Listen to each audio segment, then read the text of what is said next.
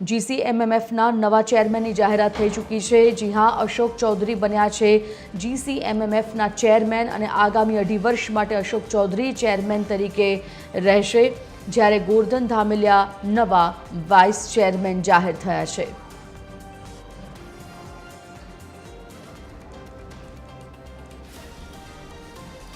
આગામી 2.5 વર્ષ માટે અશોક ચૌધરી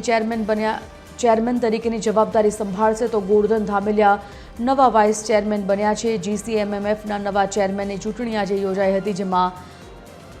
ચેરમેન વાઇસ ચેરમેનના નામની જાહેરાત થઈ ચૂકી છે।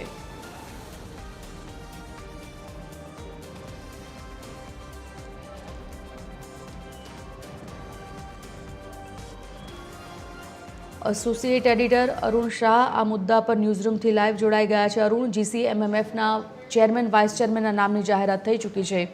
શું છે વિગત? જોઈએ તો ગુજરાતમાં જે દૂધ ઉત્પાદન સંઘો જે હોય અને તેના દ્વારા એક સંઘ થઈને Gujarat cooperative milk marketing federation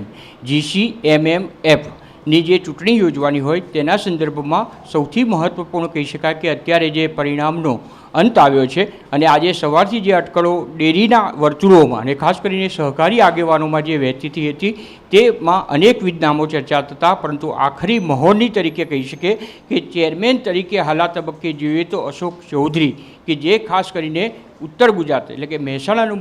મુખ્ય પ્રતિનિધિત્વ કરે છે, ત્યાર પછી જે સમગ્ર ઉત્તર ગુજરાત ઉપર પ્રતિનિધિત્વ કરી રહ્યા છે, નવા ચેરમેન તરીકે અશોક ચૌધરીના નામની જાહેરાત સત્તાવાર રીતે અત્યારે કરવામાં આવી છે। તદુપરાંત જો વાઇસ ચેરમેનની જો વાત કરીએ તો સૌરાષ્ટ્રને પ્રતિનિધિત્વ આપવામાં આવ્યું છે અને વાઇસ ચેરમેન તરીકે ગોરધન ધામેલિયા કે જે રાજકોટ ડેરીનું સંચાલન કરી રહ્યા છે, ત્યારે તેમના નામની જે સત્તાવાર રીતે જાહેરાત જે સમગ્ર સૌરાષ્ટ્રનું પ્રતિનિધિત્વ સૌરાષ્ટ્રની ડેરીઓ જે હોય તેનું પ્રતિનિધિત્વ રાજકોટથી ગોરધન ધામેલિયા કરી રહ્યા છે, ત્યારે વાઇસ ચેરમેન તરીકે તેઓની પસંદગીના નામની જાહેરાત કરવામાં આવી છે। એટલે એક રીતે કહી શકાય કે સમગ્ર રીતે જોઈએ તો ગુજરાત કોઓપરેટિવ મિલ્ક માર્કેટિંગ ફેડરેશનમાં સમગ્ર ગુજરાતના 18 જેટલા સહકારી સંઘોનો સમાવેશ કરવામાં આવ્યો છે। 18 એટલે કહી શકાય કે આ જે ચૂંટણી નહીં એટલે હવે કહી શકાય કે જ્યારે બિનહરીફ નામોની જાહેરાત કરી દેવામાં આવી છે અને કોઈપણ પ્રકારનો વિવાદ સર્જાયો નથી, પરિણામે કહી શકાય કે આમાં ઇલેક્શન નહીં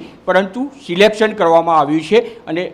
સૌથી મહત્ત્વપૂર્ણ છે કે જે રીતે પ્રતિનિધિત્વ તરીકે જે બહુમતીથી એટલે કે સર્વાનુમતે તમામ 18 જેટલા સંઘોનો આમાં સમાવેશ થાય છે અને એ 18 સંઘોના ચેરમેન દ્વારા આમાં સમગ્ર રીતે મતદાન નહીં પરંતુ તેની પસંદગી પ્રક્રિયા કરવામાં આવી હતી। સૌથી મહત્ત્વપૂર્ણ રીતે જોઈએ તો જ્યારે પણ નામોની જાહેરાત કરતાં પહેલાં સૌથી મહત્ત્વપૂર્ણ રીતે મુખ્યમંત્રી ભૂપેન્દ્ર પટેલના નિવાસ સ્થાને ગાંધીનગર ખાતે પણ સહકારી આગેવાન એટલે કે કહી શકાય કે સહકાર મંત્રી જગદીશ વિશ્વકર્મા સહિત જે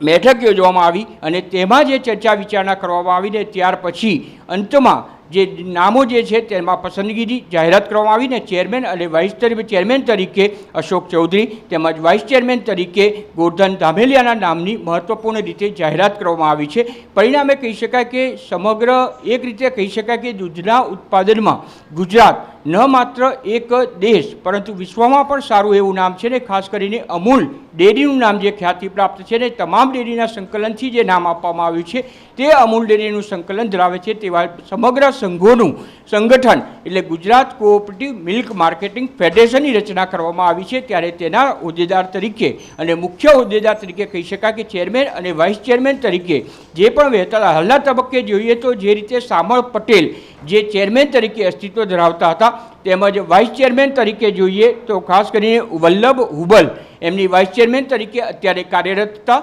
પરિણામે હાલના તબક્કે કહી શકાય કે હવે નવા નામોની જાહેરાત એટલે નવા જે આગામી 2.5 વર્ષ માટે ચેરમેન અને વાઇસ ચેરમેન તરીકે અશોક ચૌધરી તેમજ ગોરધન ધામેલિયાની નિયુક્તિ કરવામાં આવી છે। પરિણામે કહી શકાય કે હાલના જે ચેરમેન તરીકે અને વાઇસ ચેરમેન તરીકે જેઓ હતા તેઓ હાલના તબક્કે મુક્ત થયા છે। સૌથી મહત્ત્વપૂર્ણ છે કે ચેરમેનમાં જો અત્યારે તાજેતરમાં જો ઇસ્યુ જે ઊભો થયો હોય ખાસ કરીને આંદોલનનું પણ એક પડકારરૂપ હતું અને પશુપાલકો દ્વારા પણ જે આંદોલન ચલાવવામાં આવ્યું હતું, ત્યારે હવે નવા ચેરમેનની જ્યારે નિયુક્તિ થઈ છે ત્યારે તેઓ આગામી સમયમાં તેમના માટે એટલે કે પશુપાલકો માટે કેવી રીતે પોતાનું યોગદાન આપે છે તે મહત્ત્વનું સાબિત થશે। પરંતુ હાલના તબક્કે કહી શકાય કે 18A અને પ્લસ MD 19 જણ દ્વારા સમગ્ર રીતે સર્વાનુમતે અંતમાં જે રીતે અશોક ચૌધરી તેમજ ગોરધન ધામેલિયાની નિયુક્તિ કરી તેની સત્તાવાર રીતે જાહેરાત પણ કરવામાં આવી છે. પરિણામે હવે ડેરીની પ્રગતિ માટે ન માત્ર ગુજરાત, ન માત્ર ભારત, પરંતુ વિશ્વમાં પણ ડેરીનું નામ જે જળવાયેલું રહે તેના માટેના નવા ચેરમેન અને નવા વાઇસ ચેરમેન કેવા પ્રકારના પ્રયાસ કરશે તે જોવાનું રહેશે. સંજીવની. ધન્યવાદ જાણકારી બદલ અરુણ. તો GCMMFના ચેરમેન અને વાઇસ ચેરમેનના નામની જાહેરાત થઈ ચૂકી છે. ચેરમેન તરીકે 2.5 વર્ષ માટે અશોક ચૌધરી ને જાહેર કરવામાં આવ્યા, તો સાથે જ વાઇસ ચેરમેન તરીકે ગોરધન ધામેલિયાનું નામ જાહેર થયું છે.